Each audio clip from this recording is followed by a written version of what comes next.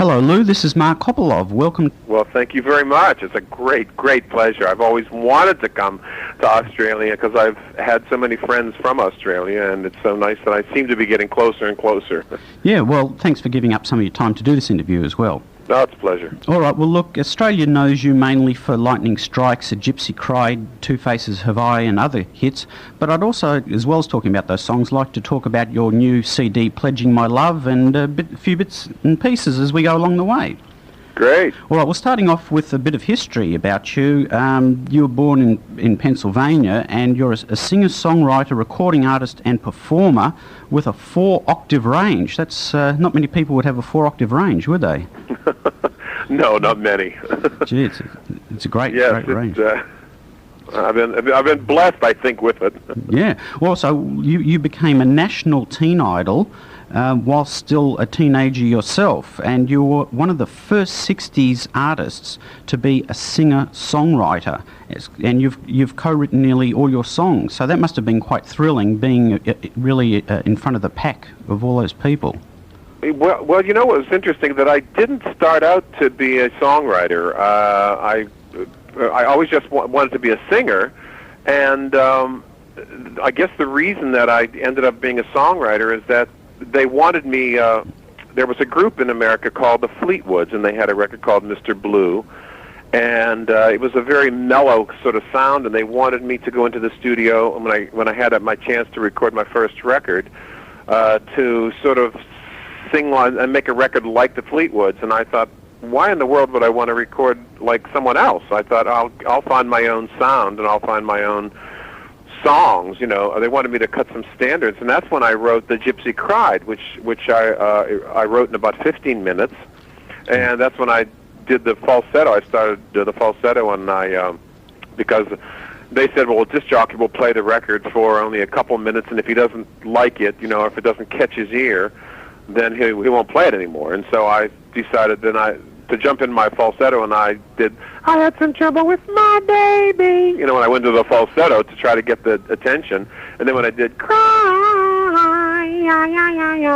well, that sort of really captured everyone at that moment, and I was obviously stamped and stuck with my falsetto voice. Oh, I think it's great. It's really great. Oh, thank you. Well, it's interesting talking about the falsetto voice that I want to ask your opinion about this. You've been described as a cross between Tom Jones as far as your performing goes. A fact is that apparently women throw their bras and panties on you on stage. It's a rough job you've got there, Lou. Oh, yes. And, of course, the other person that you were compared to, and I wanted to ask you about this, was Frankie Valli, because of your wonderful falsetto voice. So how did you deal with that? Did that make you angry, or did you find it a compliment that you were being compared to somebody else? No, I didn't. It really didn't bother me. I was sort of, I guess, complimented to a degree, because first of all, I loved all the Four Seasons records, and I thought Frankie Valli was, you know, great voice.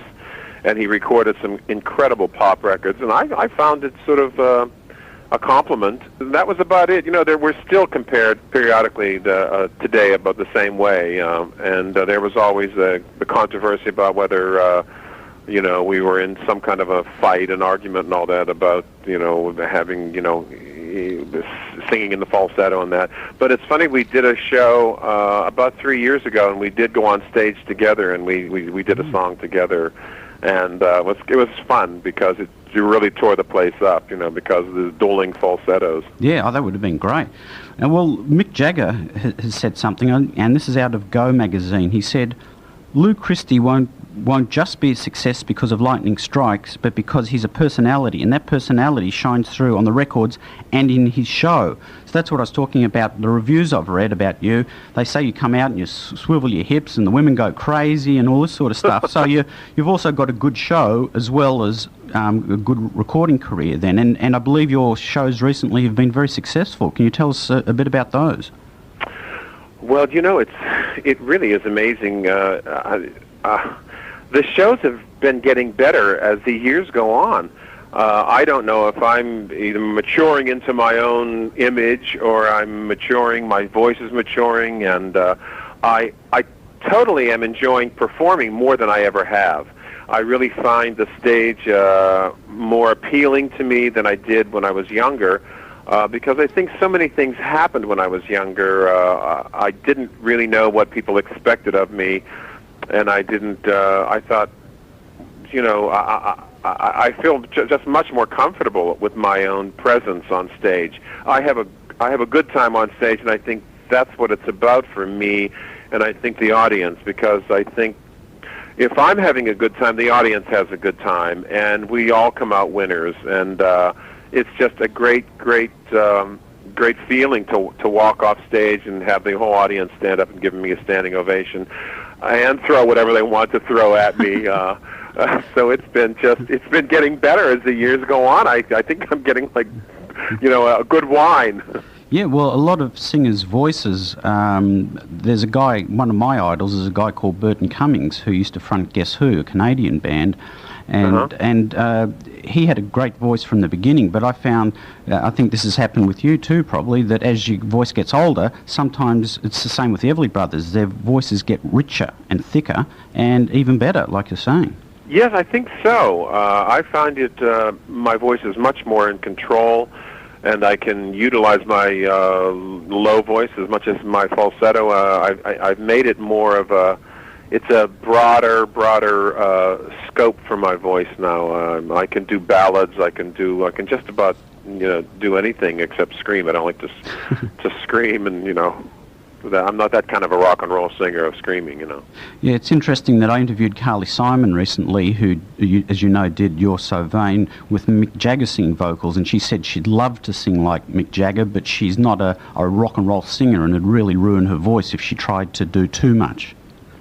Yeah, I love Carly's voice. My manager used to manage Carly, as a matter of fact. Yeah, I know, he told me that. And Carly has a wonderful sound. I love her style. Getting back to your record sales, you've had about 5 million sellers, 22 charted songs, and they're mostly written by you and your partner, Twyla Herbert. Now, apparently, I don't believe that you had any formal music training, and you wrote these songs, but Twyla was classically trained, so that was an interesting combination of songwriting people, wasn't it?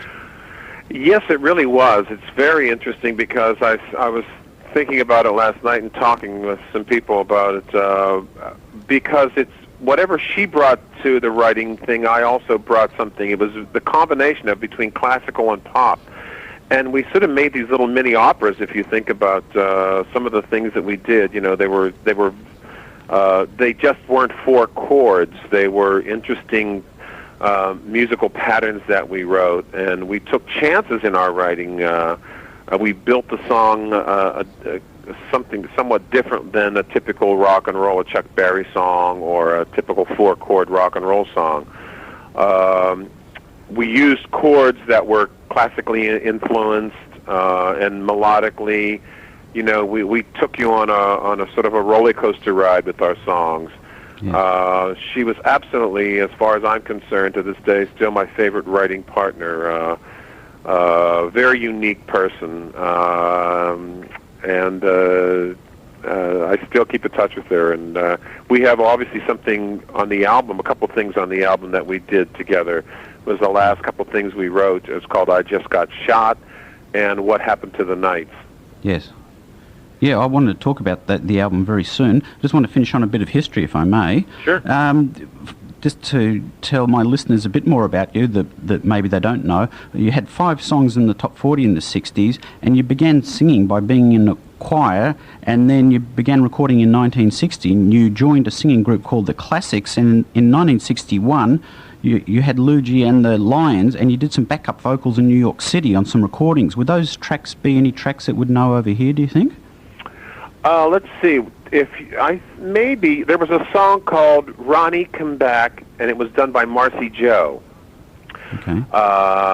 And that was my first record that I recorded on. And matter of fact, my sister sang background with me. We were all in the background. It was pretty much the same combo that we used to sing background on my first 2 million sellers, "The Gypsy Crowd" and "Two Faces of I."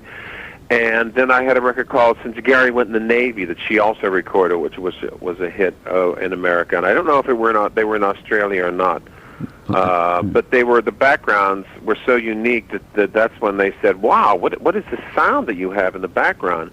Because I was singing falsetto, and we had this sort of whiny sort of sound that I stuck in the back of some of my records, and the people and the producers were sort of more interested in the background sound than they were with the lead. Yes. But I really don't know if they were hits over there. Right. Okay. Well, some of your career highlights were that you've performed on stage with the Rolling Stones, Roy Orbison, The Who, Neil Diamond, Jerry Lee Lewis, and you shared 72 consecutive one-nighters with Diana Ross and the Supremes. So you must have got to know Diana Ross pretty well. Very well.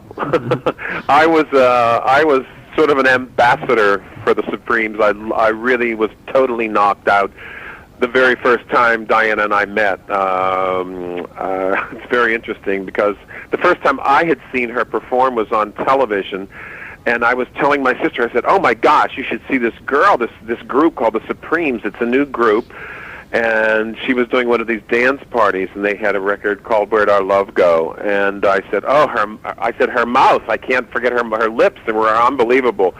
And I had walked into rehearsal. We were booked on the Dick Clark Caravan, which we ended up doing 72 one nights together.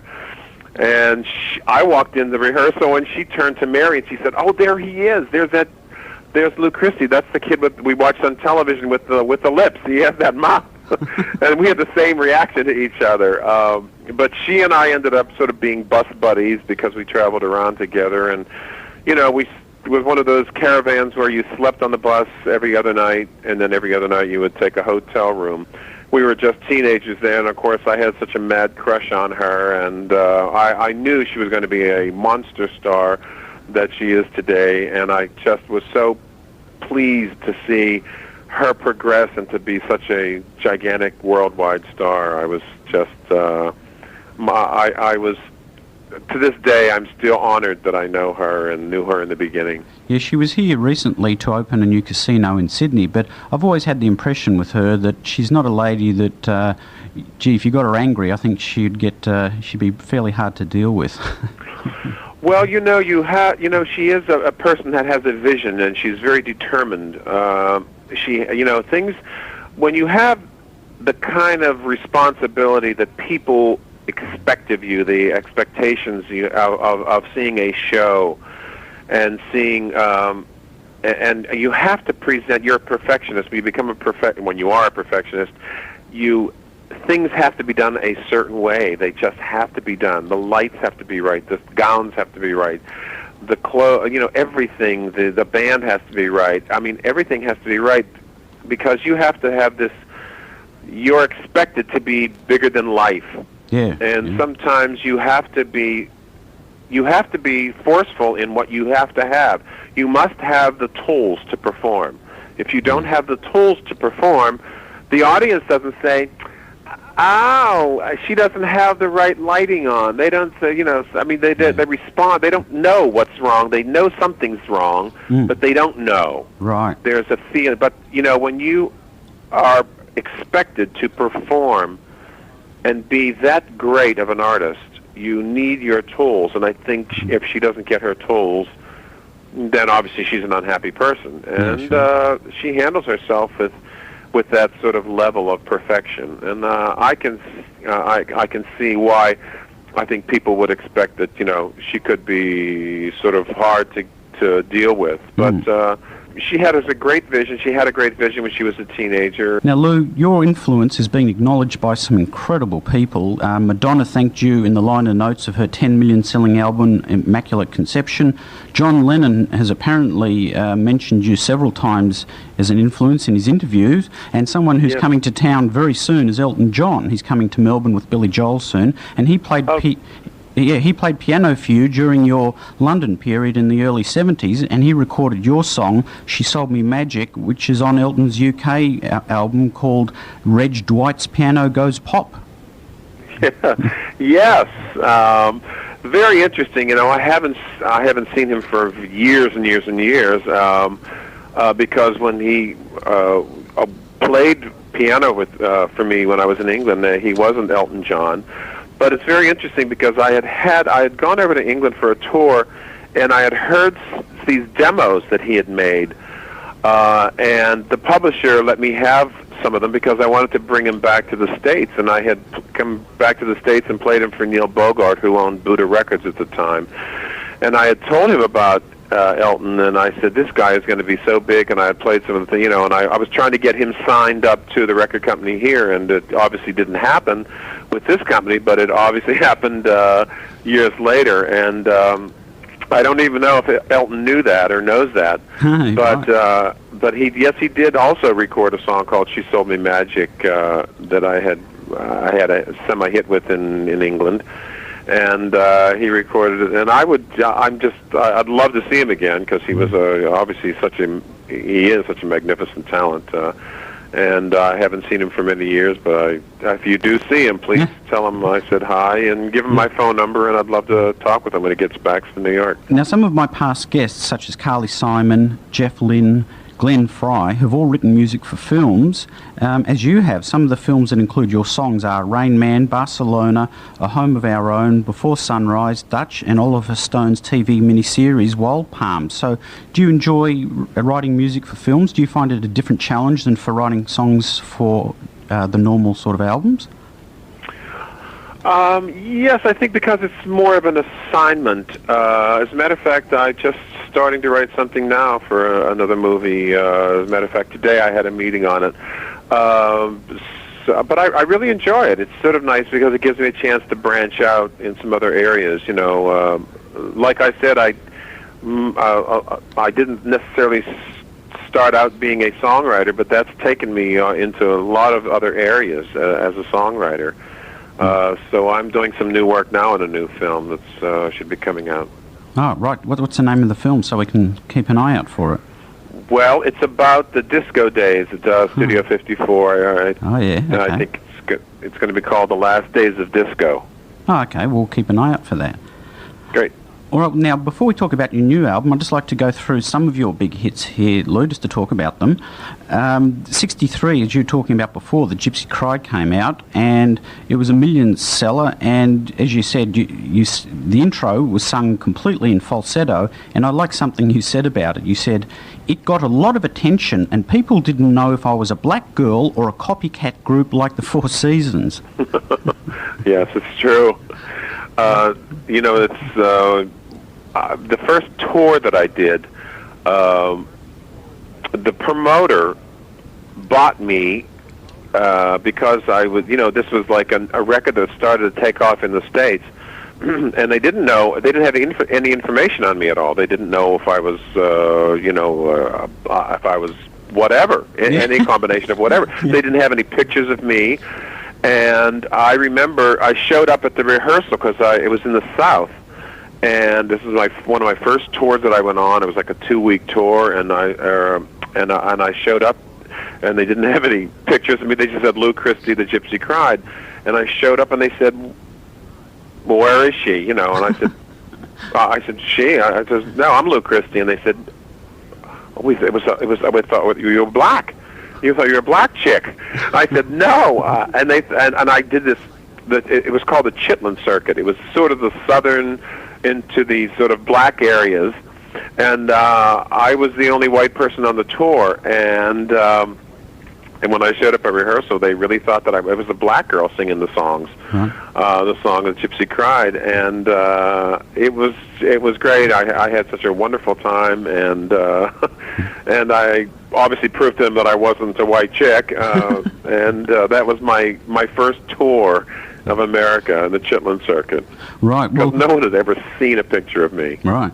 Well, a follow-up to that was Two Faces Have I. Now, there was a band in Australia in the 70s called Old 55, which was a great band, and they did an excellent version of Two Faces Have I, and I think seeing that you wrote that, maybe I'll send you a copy of this band's version. I'd be interested to see if you like it, but it was a big hit here for them. Oh, great. Lou, I'm going to say this to you, not just because you're on the phone, because I play Lightning Strikes a lot on my show, because I'm a real 60s nut, and it's very interesting before what you said about how with Twyla you created songs that sort of took you different places because the structures were different.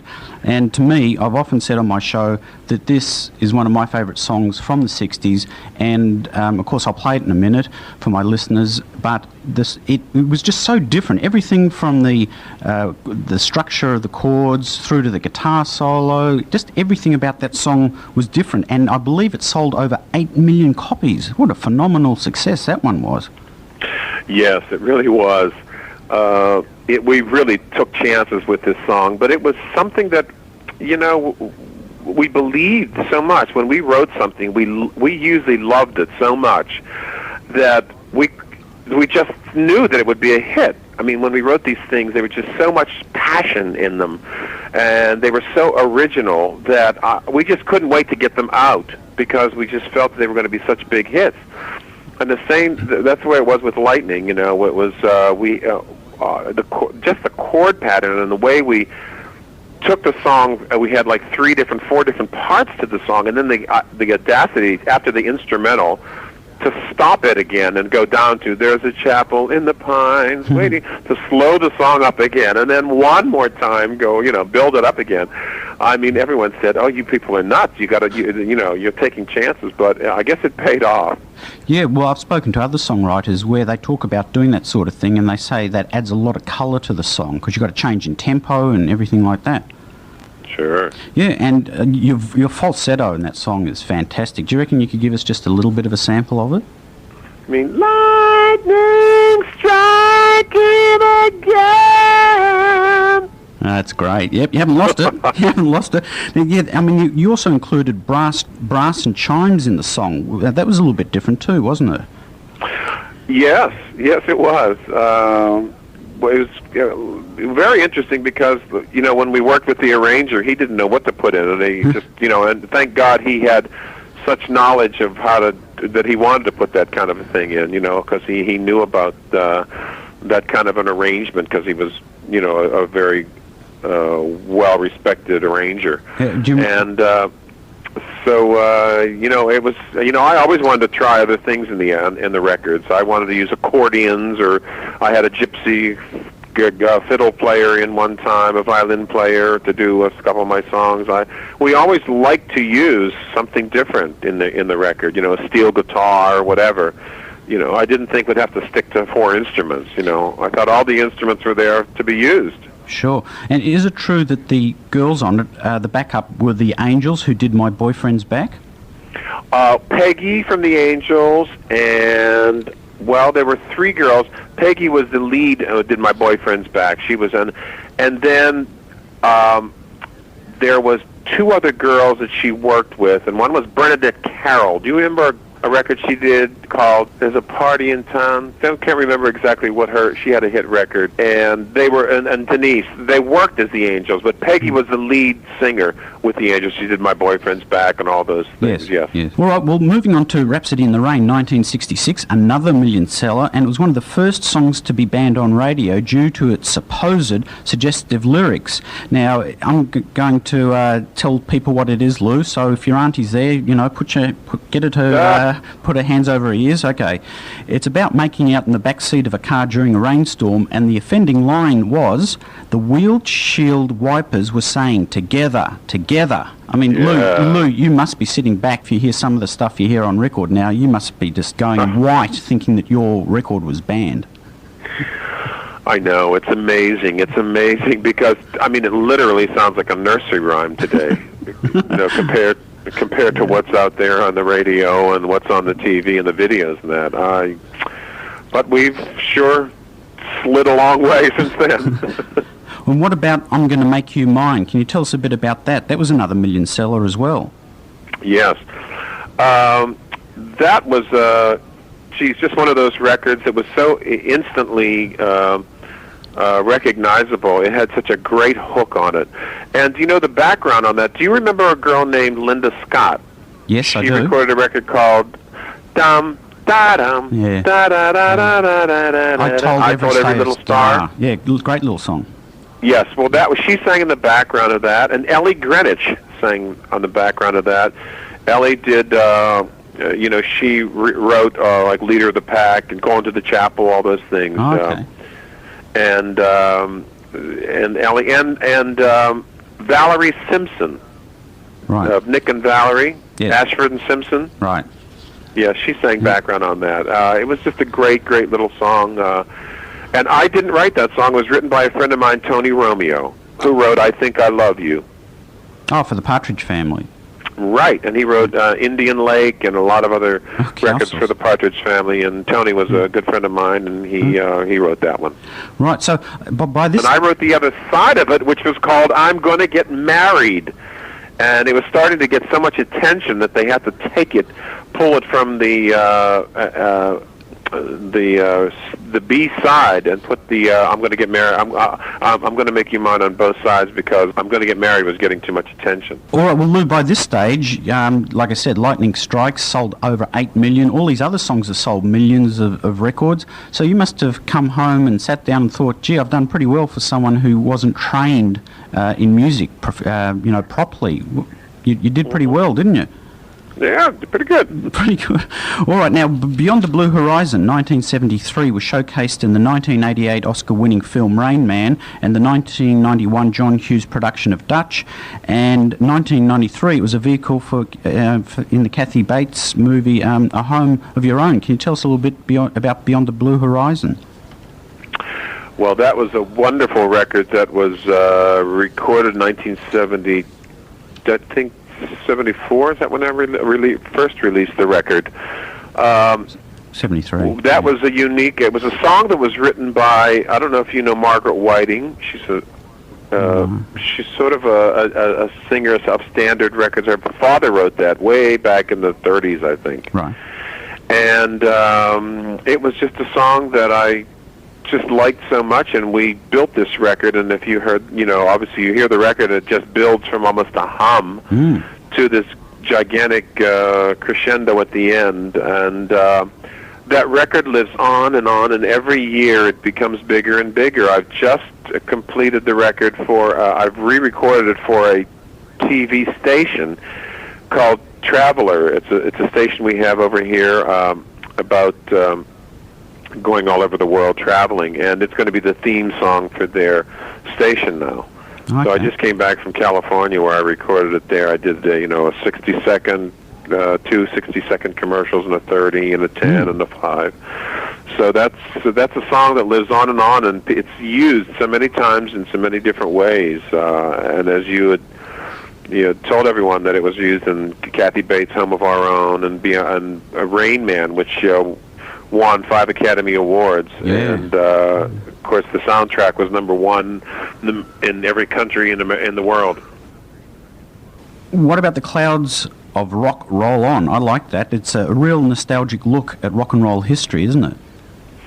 Yes, it is. It's the Clouds of Rock is I guess it's sort of it takes that whole period of early rock and roll and sort of wraps it up ties in the big bow, and I usually do it in the concerts, my show, because we get so many requests for that one. Since I Don't Have You, It's Only Make Believe in 1986 is it's a duet with Leslie Gore, who of course did It's My Party, It's Judy's Turn to Cry and other songs, and I hope to have Leslie as my guest in the near future, and you're doing these shows with her, so what's the chances of getting you guys to come down here to do a tour of Australia?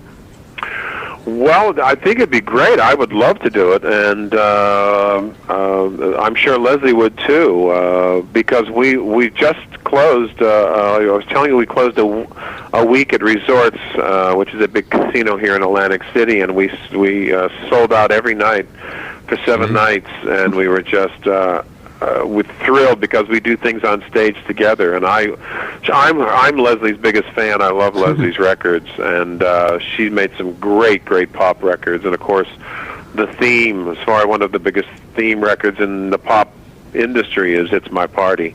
And she's a great singer and a great song stylist. She really sings wonderful, and it's always fun. We have a great time together. Now, Lou, I'd like to talk to you about your album called Pledging My Love. Now, it's your first new studio album in 20 years. Yes. And like a couple of tracks, Pledging My Love, the title track. Now, apparently that was one of the first records that you ever bought and it really turned you on to music. Is that correct? Yes, it was. I bought it when it was I don't know, you remember 78 Records? I was a young kid then. Yeah. And I remember buying the record. It was done by the late, great Johnny Ace. And it's such a haunting song. And it's been used periodically in some movies and that. And I've always wanted to record the record because it really was one of the first records that I bought. And this was my chance to do it. And I'm so glad I did it because we've gotten such great reviews. That people love the album, the new album. And great critics, rock critics and that, have just give me a lot of wonderful accolades about the album. So I'm sort of knocked out with the response that I'm getting from the new album. Yeah, well, I've played some tracks on my show, and they certainly go over well. It is, if you like Lou Christie, this is a great album because, of course, besides the material being very strong, you've got the advantage of using the latest technology, of course. Yes, that's right. Which is a real turning into. We used, as a matter of fact, we tried to use as many musicians as we could too, along with the technology. So I mixed it up, and because some of the songs were just needed to have much more feelings than just a digital type of feeling. Well, digitals don't have any feelings, but I wanted to use some human beings that played drums and bass and things like that. As a matter of fact, Tony Visconti, who is a great producer, he did a lot of the bass work on this. Okay. We used some wonderful musicians, and of course the technology really helped me with this one. And before you mentioned about I Just Got Shot. Mm-hmm. Yeah, so what can you tell us about that? Because that was co-written with Twyla. You wrote that. Yes. Yeah. That's oh gosh, that's one of those records that we wrote and songs, and we said, I've recorded this thing a couple different ways, and we've kept altering it different ways, and I think I finally come up with the final twist on this one because. People are dancing to it now in the clubs. We have there's two young boys who they do these remixes and dance mixes, and they've taken it and did a remix on the album. They heard me do it on the radio. They heard it on the radio in New York here, and they called and asked if they could remix it, and so they remixed it. And what about techno pop? We were talking about using today's technology. You've certainly got the sound of the current century in there, haven't you? Yes, yes, of course. That's I think it's one of my favorites. It's gotten an awful lot of response from this album, the techno pop. It talks about how we all sort of are technoized to the ultimate. It's like the idea is people don't cry anymore. We just walk and talk and therapeutically mingle. Yeah. And phones say, "Hi, I'm not home." So we're also technoized, and I make some statements on that, and it's gotten great response. And what about I Sure Fell in Love? That's a nice, fast and poppy song too. Yeah, that's that's like a little bit of a swing song too. It's sort of I guess I'm going to say a la sort of jazz swing type of a thing. One of my favorite ones, as a matter of fact. I do it in the concerts too. Oh, is it? Yeah. Yeah, it's a great song. Thank you. And what are the other favourite songs off the album of yours? Gosh. What about I'm Gonna Wait For You, Baby? Because you did that with Tony Romeo, who you mentioned before. Yes, as a matter of fact, Tony and I wrote that. And Tony has passed away since then. A couple of years ago he passed away. And that's one of the songs that we wrote, and I wanted to put it on the album. It's just a great song. It was always fun doing work with Tony, and we were such close friends. It's just nice to put it on the album as a tribute to him. Right, and a few other tracks here. Interesting title, this one, Rita, Joni and the Wayward Wind. Yes, it sort of tells the story of, I guess, a young rock and roller who's going to run around the country singing, songs, and how he sort of, I guess, abuses or misuses his career, and picking up chicks and doing all those things, and heading on to the next town. Picking up his sound system and throwing it in the back of the van and moving on. Yeah, and also you've got a couple of other people's songs in there. "Hold Me Till the Morning Comes," written by Paul Anka and David Foster, and of course Paul Anka is a great songwriter too, isn't he? Yes.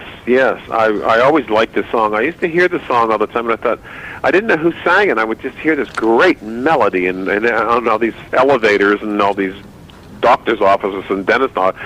I would hear the song. I thought, what is that song? And I finally found out that it was Paul Anka's record. And it was one of those things where I said, you know what? When I get a new record, I want to cut this song, and I did, and it just turned out so darn good. Yeah, and it's a great song. Just a great song. And you also cover "You're a Lady" by Peter Skellern. Yes. That was a big hit here. But we never. Was it? Yeah, but we never heard of him again, as far as I know. Well, neither anyway. did I. Yeah. I remember hearing it when I lived in England. I moved to England in the 70s, and the record was a hit over there. And I just thought it was a great, great song. And I didn't know anyone else ever heard of it, so I'm glad you heard of it. I'm glad it was a hit down there. Yeah, it was. You can hear it again now on my album. Yeah. And now listen, Lou, I think you're asking for trouble with one track here, What one? Oh, yes. Now, look, after Rhapsody in the Rain being banned for its theme, now you've come up with a song that you wrote with Artie Simon called "Love in a Limousine." Yeah. You're going to get banned again. Oh, I hope so. Don't mention windscreen wipers at all. Well, there's some little things. I painted a nice little picture in that limousine, if you listen to those words. Absolutely. All right, well, I certainly urge anyone who likes Lou's material to go out and get this CD. It's Pledging My Love. It's really an excellent CD. Now, just before we finish, I want to talk about your concerts. We've spoken a bit about them, but I'd like to read something here. You do something like 175 live dates a year, so no one could accuse you of just sitting back at home and counting your money. No, I know it's been it's probably been the busiest year the past year. I've really worked a lot this year, so... Well, so I'm busy. What can I tell you? Well, like I said, some of the reviews I've read are fantastic. Here's one from the St. Louis Post-Dispatch, and it says, this guy wrote, "The incredible part is that Lou can hit the same falsetto notes that he did at 20. In fact, as he sang, moving back and forth from his normal voice to the higher range, it sounded as if there were two voices coming out of the same person. So apparently you have up to 3 generations of fans in your audience too. So as we heard you doing a little bit of falsetto on this show, you haven't lost it. So I suppose you just want to just keep doing what you're doing and having a great time, recording, touring. It must be a lot of fun for you." It is. I'm just getting started here, Mark. Yeah, I got some old juice left in the old guy here. I'm ready to get going again. I'm ready to take my second breath here. All right, Lou. Well, look, thanks very much, and I hope your CD, Pledging My Love, I really hope that luck will keep striking again and again and again and again. Thank you very much, Mark. It's been a pleasure.